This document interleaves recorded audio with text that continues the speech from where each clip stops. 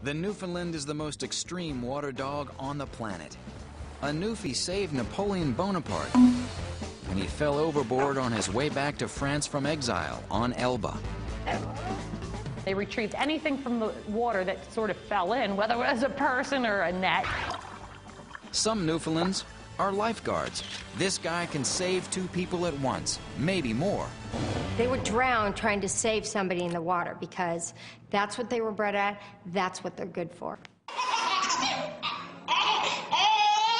Newfies are natural nursemaids, too.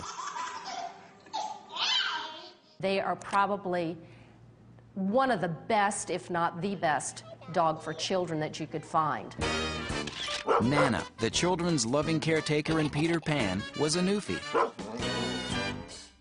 The American Kennel Club recognizes 4 Newfoundland coat colors. Black, the most common, brown, gray, and white and black, also called the Landseer.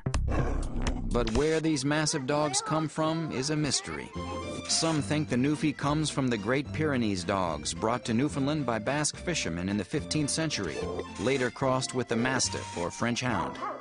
But all agree that while his ancestors come from Europe, the Newfie proper originated in Newfoundland. All of the Newfie's jobs require a dog of heroic proportion and skill. First, to haul to shore nets full of cod or a drowning man, the Newfoundland has to be big. In fact, the only sizes these behemoths come in are big, bigger, and jumbo. The largest Newfoundland was nearly 6 feet long from nose to tail, weighing in at 260 pounds, the size of a baby elephant. While the Newfie isn't known for record-breaking leaps, his extremely large bones give him mass and buoyancy, while his mammoth musculature provides the power and strength for taking on rough ocean waves and powerful tides. He has an enormous lung capacity for swimming long distances,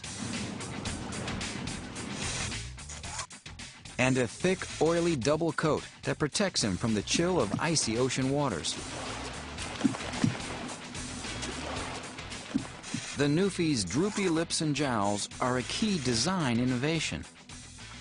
The combination creates convenient passageways that allow him to breathe even when his mouth is full and swamped by waves.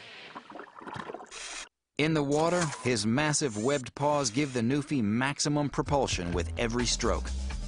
A stroke that is no ordinary doggy paddle. Unlike other dogs, the Newfie moves his limbs in a down-and-out motion, sort of a modified breaststroke. This gives him additional power with every stroke. But their sheer size means they're probably not for everyone. For one thing, its massive size can work against its health. You should really try to watch their weight because orthopedic issues can occur. Grooming is a major concern.